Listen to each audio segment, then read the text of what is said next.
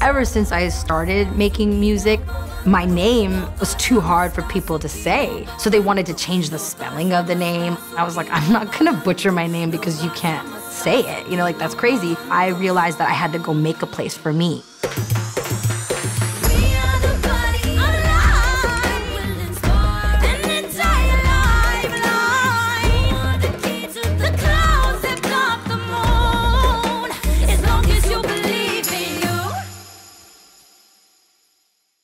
It was hard growing up not seeing anyone Indian. Like, I think the only Indian person that existed in American pop culture was Apu from The Simpsons, and he was like a caricature of Indian people. I loved Britney Spears, I loved Christina Aguilera, and I loved all these people, but that definitely was damaging for me as a child because none of them represented who I was. All I know is hit my way. I don't wanna go in the safe, pop a bottle of space. The music I make is like a fusion of definitely hip-hop, tribal, rhythmic kinds of things, and an Eastern influence melodically. So it's like a genre kind of like Bollywood, kind of like a little bit hood, but a little bit Indian.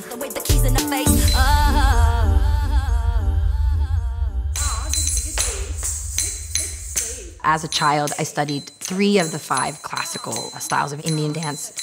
It's my first relationship with art, and I learned about rhythm through classical dance.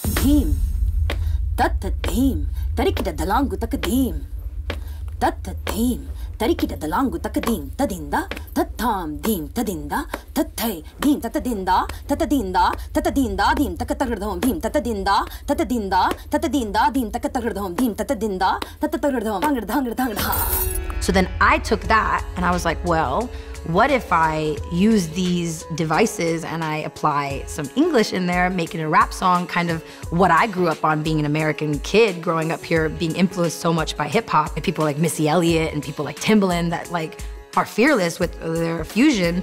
So I was like, okay, what if we do like Raja Kumari, daughter of the king. How long you think that you could keep up with my tempo? Dance to the rhythm, dance in the Himalaya. And it was just like so exciting that I realized that they are the same, and that kind of started me on this like search to like make this fusion music. With new artists, I think there's always a challenge for them to succumb to what society wants. Everyone wants to be able to say, that's the next X, that's the next Y. Raja's coming into this industry as incomparable. I don't think she's going to bend to what people want to hear, but she's going to create something that people are going to yearn to hear. You got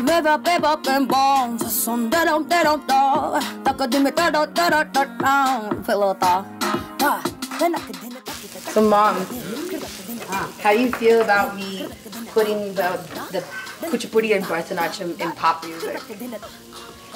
Tell the truth, you worry. She always like asks me, she'll be like, we really like it, but like, are the people gonna like it? Are the American people gonna like it? She's like always concerned.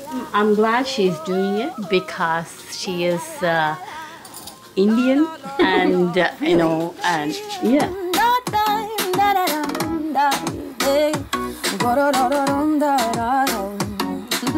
The songwriting process for me has changed over the years. I really feel like melody is king.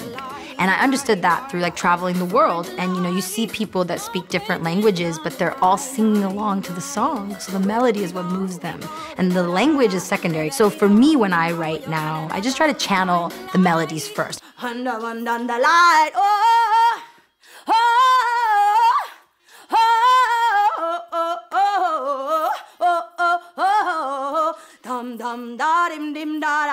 Once that melody is set, I let it tell me what the words are. All right, let me try again. Baby, you a trendsetter, they gon' follow you. I just understand better, 'cause when I was you, I told all my friends that I know what to do. All I know is when they see them, what's the move? I always view myself almost like a seed from the motherland that's like planted in a new soil. My parents, even though they came in the 70s, they've lived in America longer than they lived in India now. So it's always confusing to me when people ask me, when are you gonna go home?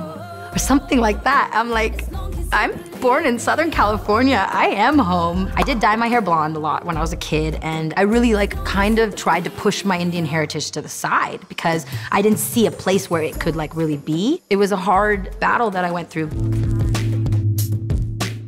When I signed my publishing deal for the first time to be like an official songwriter, I really put my artist stuff to the side for like almost like 2 years. I really didn't write things necessarily for me. I would write songs like, if Christina would sing this, or if Demi Lovato would sing this, and I would just write songs outside of my own perspective, outside my own voice. But you know, after about 2 years of doing that, I would be writing these things that were fresh and different, and then they would get to the point where they'd be like, this is so awesome, but who's gonna sing it? And that was like, me. Like, that's when I realized like, oh shit, I'm creating music that like nobody else can do. Iggy Azalea did a video called Bounce, and she went to India. There is a scene where she's wearing a kiritam, which is like the crown that the goddess wears. And like, I've worn it in a very religious, spiritual way. So to see someone who doesn't know what that is, just like kind of gyrating on top of an elephant, woke me up. I was like, wow, literally something that I've written in my journal that I want to film has been filmed by someone who has no connection to the culture. And if I do not get up and do this right now, if I don't make my album, I don't know what will happen. It won't be me, part of the revolution. It won't be me speaking for us. At some point, you reach that place as an artist where like, if you don't put something out, your head is gonna explode. And I think that that's the place that she got to. The day that she called me, she just had this excitement in her voice. She was just like, I'm ready, nobody's stopping me. I'm not letting nobody else tell me no, f it. And I think since then, she hasn't slowed down. I'm actually working on an EP. It's called The Come Up, and it is about being on the precipice of everything you desire and taking a leap. And it's really about like visualizing and manifesting.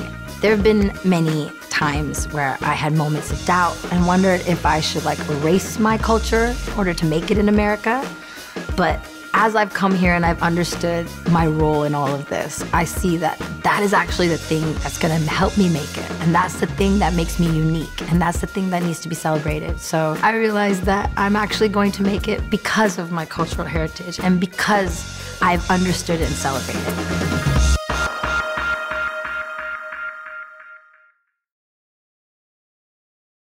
Do you know an uncharted musician whose music deserves to be shared with the world? Email artists@whoisuncharted